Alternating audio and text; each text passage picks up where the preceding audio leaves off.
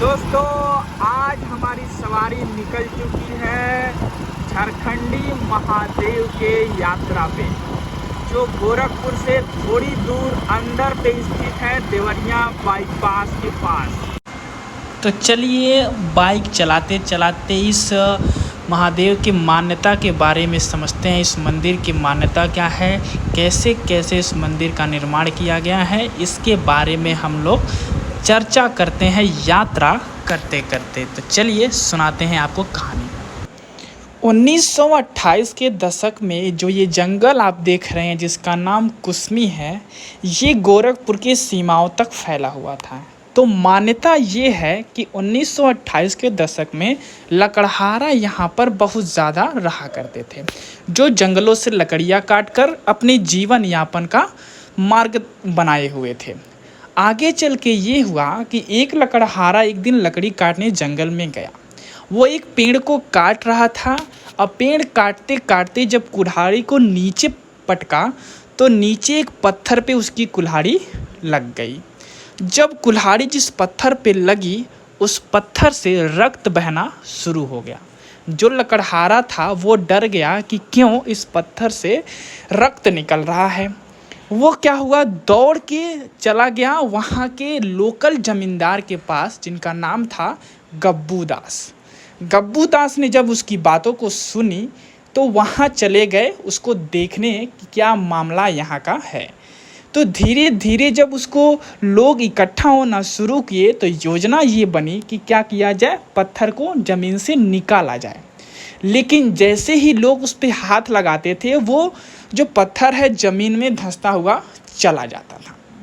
धीरे धीरे लोगों को आभास होने लगा कि ये कोई मामूली पत्थर नहीं, ये स्वयं महादेव की कृपा है, स्वयं भगवान भोलेनाथ यहाँ पर प्रकट हुए हैं। तो लोगों ने क्या किया, दूध से उनका अभिषेक करना प्रारंभ कर दिया, जिसके वजह से उस पत्थर से रक्त बहना बंद हो गया। आगे चल के वहाँ के स्थानीय लोगों ने मंदिर का निर्माण कराने का योजना बनाया। लेकिन जैसे ही मंदिर का निर्माण कराया जा रहा था, छत क्या हो रही थी, उसकी ढह जा रही थी। अथक प्रयासों के बाद से जब छत नहीं लग पाया तो ये कहा गया कि भगवान भोलेनाथ को खुले आसमान में छोड़ दिया जाए, क्योंकि जहाँ भोलेनाथ प्रकट हुए थे ज़मीन से, उसके पास एक वृक्ष था जिसमें एक ही वृक्ष के अंदर 5 प्रकार के पौधे बने हुए थे। तो ऐसा माना जाता है कि उस 5 प्रकार के पौधे एक ही वृक्ष में हैं।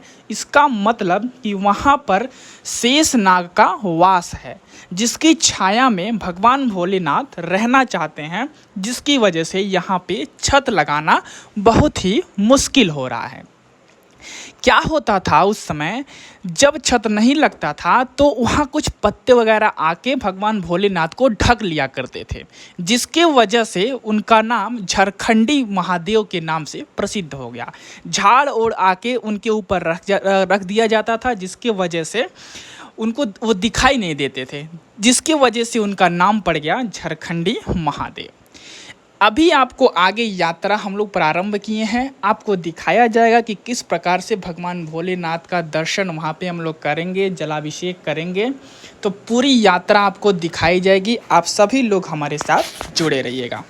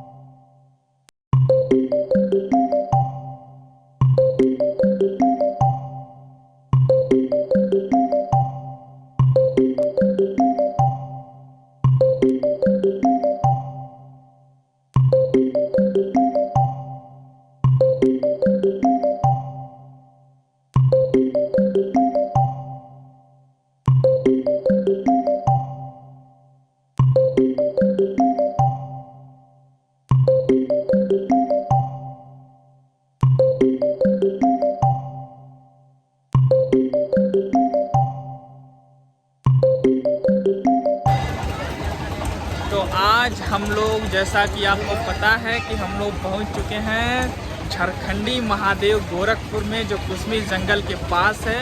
और हम चल रहे हैं बाबा को जल चढ़ाने। हाथ में हम लोगों ने अपना लोटिया ले लिया है बाबा को जल चढ़ाने के लिए। यहाँ से निकलेंगे हम लोग, बाबा को जल चढ़ाएंगे, फिर आगे की यात्रा आपको हम दिखाते हैं। ये है महादेव के ऊपर का ब्रिज, जो शेष नाग के आकार का माना जाता है नीचे में। अभी आपको मैं अच्छे तरीके से दिखाऊंगा।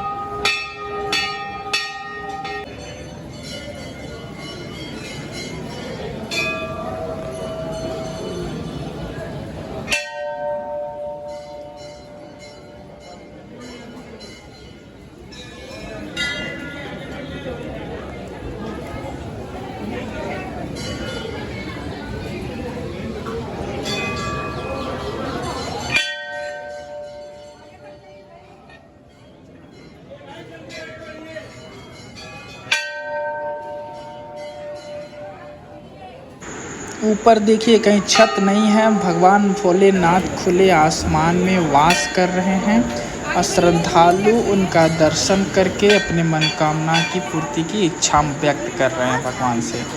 ऊपर खुला सा है, जैसा कि मैंने आपको बताया था, आप सभी लोग देख सकते हैं।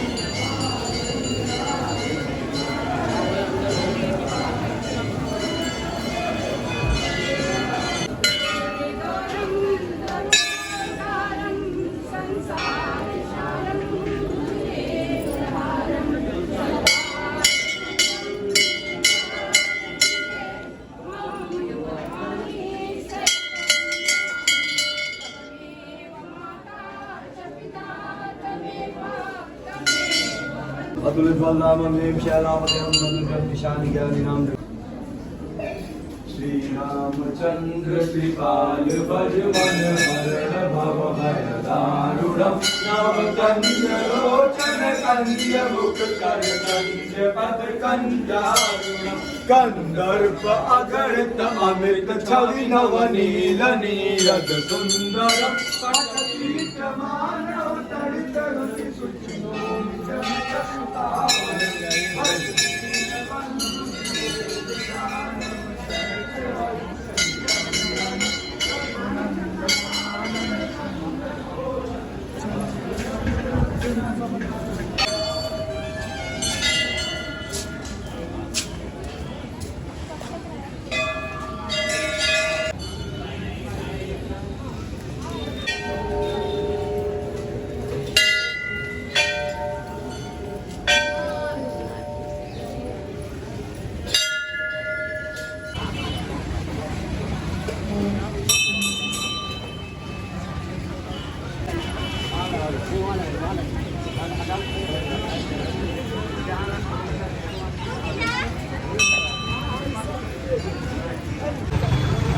फाइनली भगवान का हम लोगों ने दर्शन कर लिया है। अब हम लोग निकल रहे हैं अपने अपने घरों के लिए। चलिए मिलते हैं इसी तरह से अगले वीडियो में। तब तक के लिए जय हिंद, वंदे मातरम, भारत माता की जय, बम बम भोले।